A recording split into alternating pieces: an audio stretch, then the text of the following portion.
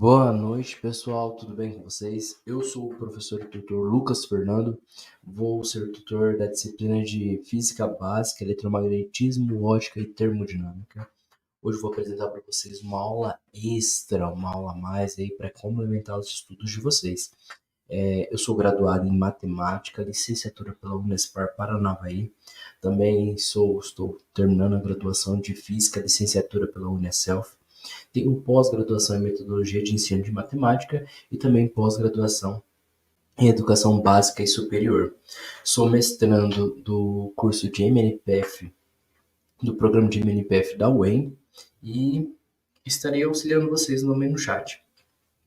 Vou passar mais um vídeo para aguardar os demais a chegarem também na transmissão. Enquanto isso, se vocês quiserem interagir no chat, dando uma boa noite, falando qual é o curso de vocês, falando também qual é a cidade, tá? Eu agradeceria. Até daqui a pouco. Sejam muito bem-vindos ao EAD Unifatece. O futuro já começou. Essa frase nunca foi tão verdadeira. A gente está vivendo a maior revolução tecnológica que a humanidade já viu. São novas formas de trabalhar, de empreender, novos jeitos de se comunicar, novas maneiras de ensinar e de aprender. E você está de parabéns por fazer parte dessa revolução digital aqui no Centro Universitário Unifatece, uma instituição de ensino inovadora e acessível que está levando educação de qualidade para todo o Brasil. Nossa rede de polos parceiros não param de crescer. Já estamos presentes em todas as regiões do país. Ofertamos mais de 200 cursos de graduação e pós-graduação nas modalidades EAD e semipresencial. Com metodologia flexível e inovadora, nossos cursos estão organizados em trilhas de aprendizagem que facilitam o desenvolvimento acadêmico dos alunos de forma intuitiva e dinâmica. Além disso, nossos estudantes têm suporte e acompanhamento pedagógico constantes com o melhor time de professores e tutores do Brasil. E para os cursos e disciplinas que necessitam de atividades práticas presenciais, a gente criou os megapolos que contam com uma infraestrutura inovadora, com laboratórios totalmente equipados e tutores especializados. Viu só? É por isso que a EAD Unifatece é nota máxima no MEC. Centro Universitário Unifatece, fazendo o seu futuro. Olá, pessoal. Boa noite. Já apresentei para alguns, mas eu vou me apresentar novamente. Eu sou o professor e tutor Lucas Fernando, sou formado em Matemática Licenciatura pela Unespar Paranavaí, estou terminando minha graduação de Física em Física Licenciatura pela Unicelf, tenho pós-graduação em Metodologia de Ensino e também pós-graduação em Educação Básica e Superior. Sou mestrando do programa MNPF da UEM e eu vou orientar vocês, né, ajudá-los em toda essa caminhada que vocês têm no todo o curso. Eu produzi para vocês uma aula extra sobre a disciplina de Física Básica e Eletromagnetismo. E deixa eu orientar vocês aqui. Essa aula extra é baseada um pouquinho do que eu vi ali, que surgiu as dúvidas sobre qual que é o funcionamento dos termômetros, né? Para qual que é a ideia deles? A ideia deles é que a gente consiga, né, entender ou consiga diferenciar o calor, né, que está acontecendo em determinada região. E aí, com base nele, a gente pode ter ali uma variação de temperatura, a gente pode entender também como que está acontecendo o comportamento de um determinado fenômeno, né, e afins. Bom, esses termômetros, eles têm algumas escalas, né, que podem ser utilizadas, que podem, a medida Kelvin, né, que é uma medida utilizada no mundo científico, né, então quando a gente vai produzir um artigo, seja ele de nível nacional ou internacional, a gente tem que colocar essas medidas ou essas conversões, né, de temperatura para Kelvin.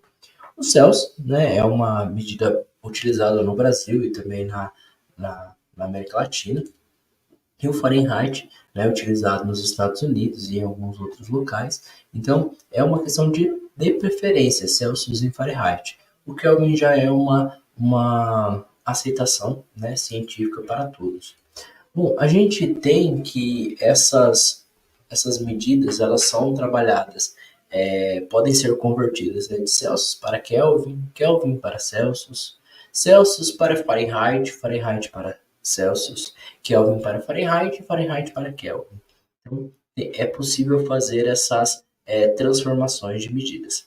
Bom, vou realizar algumas com vocês. Uma delas é Celsius para Kelvin. Como que é feito essa transformação? Bom, primeiramente, nessa igualdade que foi montada inicialmente, eu só peguei a primeira parte. C da temperatura em Celsius sobre 5 é igual a Kelvin menos 233 sobre 5. Vou igualar ela aqui na parte de baixo. Esse 5 que está dividindo nos termos, né, ambos os termos, eles estão sendo divididos por 5, então como é uma igualdade eu posso multiplicar os lados por 5, né, cada um desses membros por 5, e aí eu vou ter essa anulação do divisor de 5, sobrando que Celsius é igual a Kelvin menos 273. O que vocês podem utilizar aqui também é o seguinte: se vocês tiverem a medida em Kelvin, vocês coloquem um valor, façam a subtração com menos 273 e vocês vão encontrar a temperatura em Celsius. Caso você queira você tenha a temperatura em Celsius e quer descobrir ela em Kelvin, você vai colocar ali a medida em Celsius, vai transferir esse menos 273 para uma soma do 273 com essa medida em Celsius e aí você vai encontrar em Kelvin. Uma outra forma, né, como foi dito para vocês, é de Celsius para Fahrenheit. Então, pegando essas igualdades e montando ela aqui, o que a gente tem? A gente não pode fazer o mesmo processo, porque o 5 que estava dividindo nos dois termos, ele não existe mais. Então, o que a gente pode fazer? Isolar a letra C, ou seja, aquele 5 que está dividindo, a gente pode passar multiplicando todo o numerador. E é importante destacar isso, é todo o numerador, não só o F, ou seja, o 5 ele vai multiplicar o F menos 32.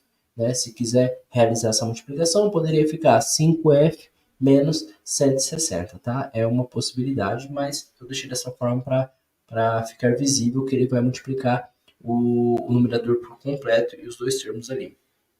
E assim, se eu tenho uma medida em Fahrenheit, eu faço subtração com menos 32, multiplico por 5, divido por 9 e encontro a medida em Celsius.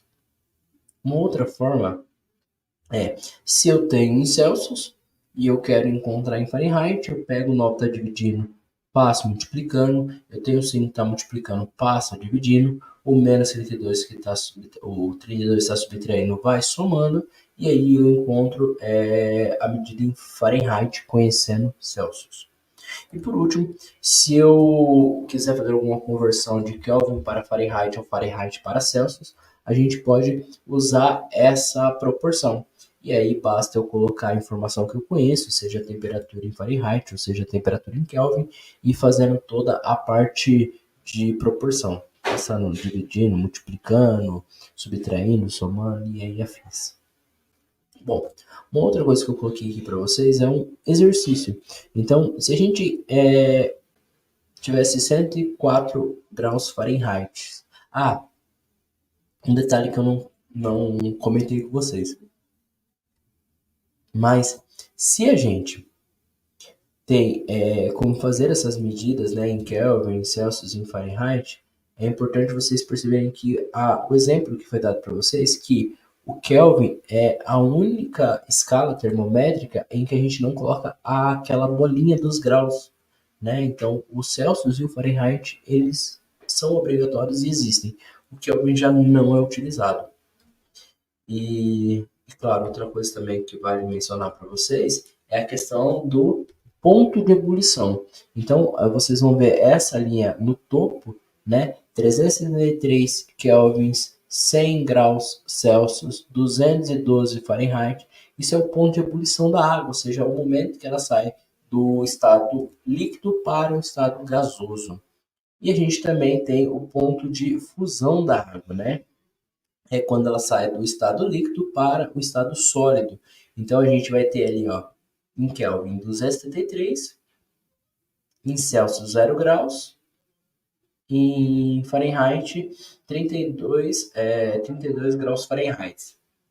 E o zero absoluto, né, é um conceito que vocês vão estudar muito em termodinâmica. Eu acho que para agora não vale comentar. Acho que vai ficar muita confusão. Bom, então, como a gente vai trabalhar uma transformação de 104 Fahrenheit para Celsius e Kelvin, vamos utilizar a fórmula daquela fórmula abreviada do Celsius. Então, o que eu farei aqui? Eu vou pegar, vou subtrair com 32, dá 72, vou fazer vezes 5, vai dar 360, vou dividir por 9, 40. Então, o Celsius, né, a temperatura em Celsius de 104 Fahrenheit é 40 graus Celsius. É importante colocar essa bolinha de graus e o C para dizer que é o Celsius, né, e não uma outra unidade de medida de temperatura. E para Kelvin, eu pego aquela fórmula, né, aquela proporção que eu tinha dito para vocês no slide anterior, e vou trocar na letra F por 104. Faço 104 menos 32, 72, divido por 9, tá? Eu acho mais simples, mas algumas pessoas preferem multiplicar cruzado, 9 multiplicar o K e o menos é 63 e o 5 multiplicar os 32. Seria preferências, isso, tá? Não tem nenhum desses métodos está errado. Então, 72 dividido por 9 é 8.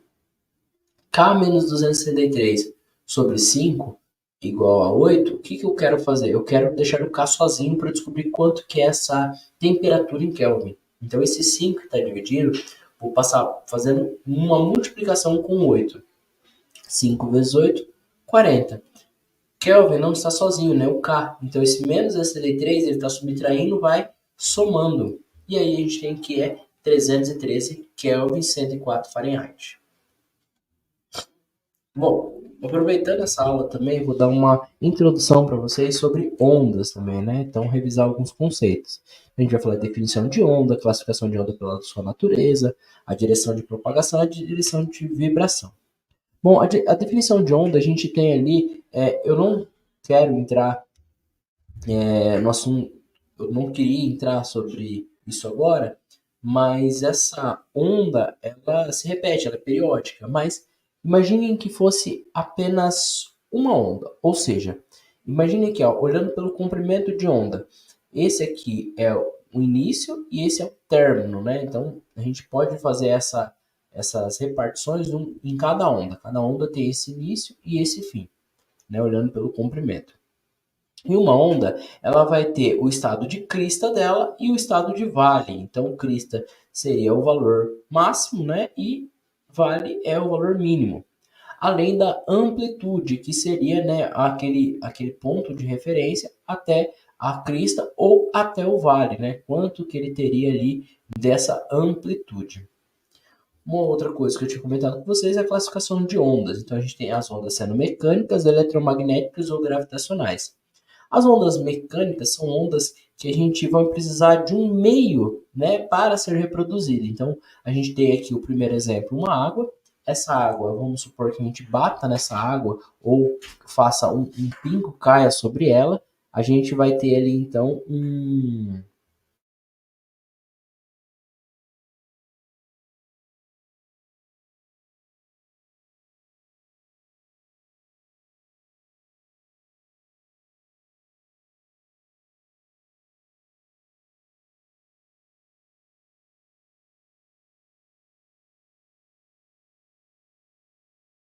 Pessoal, peço desculpas, tá? Aconteceu outro tempo.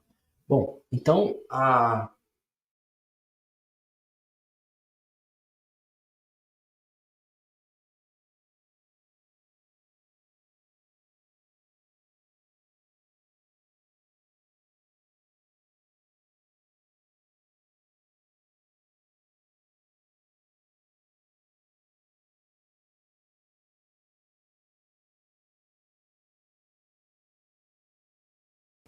Desculpa, pessoal. Bom, então, como eu estava dizendo para vocês, as ondas mecânicas, elas vão precisar de um meio.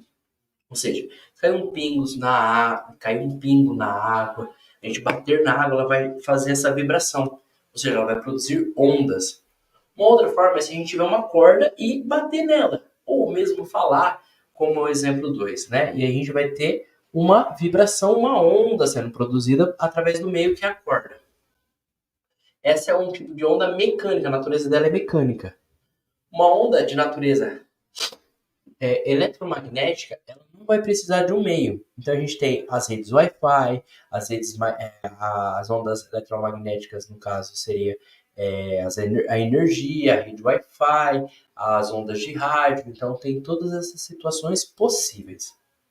E as ondas gravitacionais, a gente tem, por exemplo, uma possível encontro de dois buracos negros, ou seja, até uma vibração dos astros, né? Então, produzindo ali ondas gravitacionais também, que seria uma situação mais fora de algo palpável, né? De algo assim mais cotidiano. A direção de propagação a gente pode ter três formas: unidimensional, bidimensional ou tridimensional. Sendo unidimensional, a gente tem uma corda, né, que é aquele meio que ele vai subir e descer. Bidimensional, a gente tem aquela situação da água, né, que ela tem o sistema plano, né, que é a água, e ela vai vibrando ali. E o tridimensional, ela vai ser uma coisa mais usando o ar. Então, ela pode usar tanto o sistema bidimensional como também o tridimensional, indo para o ar. Ali tem a guitarra, né, sendo um exemplo disso. Direção de vibração, a gente tem longitudinal e transversal. Longitudinal, a gente tem essa ideia que ela tem um ambiente de propagação dela, e aí a vibração dela vai acontecer paralela, ou seja, no mesma direção. Ou seja, como se eu pegasse uma corda ou coisa e fizesse assim, ó, ficasse mexendo ela nessa direção aqui. E transversal seria perpendicular, ou seja, se ela é horizontal, eu vá para cima e para baixo, fazendo esse tipo de onda. Então, a onda transversal seria perpendicular e a longitudinal seria paralela. Uma outra forma que eu coloquei para vocês, outras características, seria a frequência, período e velocidade. A frequência, ela tem uma fórmula sendo 1 sobre o período, ou seja, 1 sobre a quantidade de tempo, né, sobre que aquela onda, né, ela levou para acontecer, o início e o término dela. Ou seja, a frequência é, em 1 segundo, quantas vezes aquela onda aconteceu, né? Aconteceu aquela situação da onda. Usou 3 vezes em 1 segundo? 4, 5? Então aí ela vai ter 3, 4 Hz. O período é uma onda. Ela leva quanto tempo, né? Esse tempo, né? Eu vou usar período, né? Quanto que ela leva para fazer o início e o fim dela, ou seja, chegar ali de uma crista até uma crista, de um vale até um vale. Ela leva quanto tempo? Ela leva 1 segundo? Ela leva 5 milissegundos? E aí vai indo. A gente pode dar várias situações, né? Então, ela pode passar de 1, ser menor do que 1, ser até 1. A velocidade, pessoal, ela é utilizada como lambda, que é o comprimento da onda, e o f, que é a frequência. Então, essa é a velocidade dela, ou seja, quanto que ela tem ali por segundo, né? Quantos centímetros por segundo que ela foi acontecendo. Eu coloquei aqui um exemplo para ilustrar um pouco essa situação. Então, a gente tem uma onda periódica, ou seja, ela tem uma repetição, propaga dentro de uma corda com uma velocidade de 40 centímetros por segundo e o comprimento de onda é de 5 centímetros. Ao passar pela corda B, sua velocidade passa a ser 30 centímetros por segundo. Determine o comprimento de onda no meio B, ou seja, no meio A é 5 e no meio B? E a frequência da onda. Bom, aqui eu quero puxar o seguinte detalhe para vocês. A gente consegue utilizar o contexto de aquela fórmula que eu passei para vocês de velocidade, a gente pode considerar que a frequência seja igual. Ou seja, ela passou de um ponto A para o B, mas ela teve a mesma frequência. Se a gente considerar que é a mesma frequência, a gente pode dizer que a frequência da corda A e a frequência da corda B são iguais, logo vale-se que a velocidade de A dividido pelo comprimento de A, ou a velocidade de B dividido pelo comprimento de B, será o mesmo valor. Fazendo as devidas substituições, teremos então ali que a velocidade de A é igual a 40, o comprimento de A é igual a 5, a velocidade de B é 30, multiplicação cruzada, a gente vai ter 40 o comprimento de B igual a 150, fazendo a divisão, 3,75 centímetros é o comprimento da onda B. A partir disso, a gente pode fazer o seguinte, então. A gente pode calcular agora qual seria a frequência da onda, né? Conhecendo toda essa situação. Ou seja, qual seria a frequência? Então, a frequência da onda. A gente conhece duas situações. A gente já conhece a velocidade de A e o comprimento de onda de A. Então, fazendo as devidas substituições e dividindo, a gente consegue chegar na frequência, ou seja, a frequência de 8 Hz. Pessoal, eu usei as referências do livro base de vocês de Física Básica e o livro do Buongiorno. Agradeço por vocês terem acompanhado toda a aula. Ficamos por aqui. Qualquer coisa, se quiser entrar em contato comigo, eu sou o lucas.fernando@fates.edu.br. Agradeço a todos vocês. Irei enviar para vocês a lista de presença no chat. Qualquer dúvida, tá? Podem entrar em contato comigo.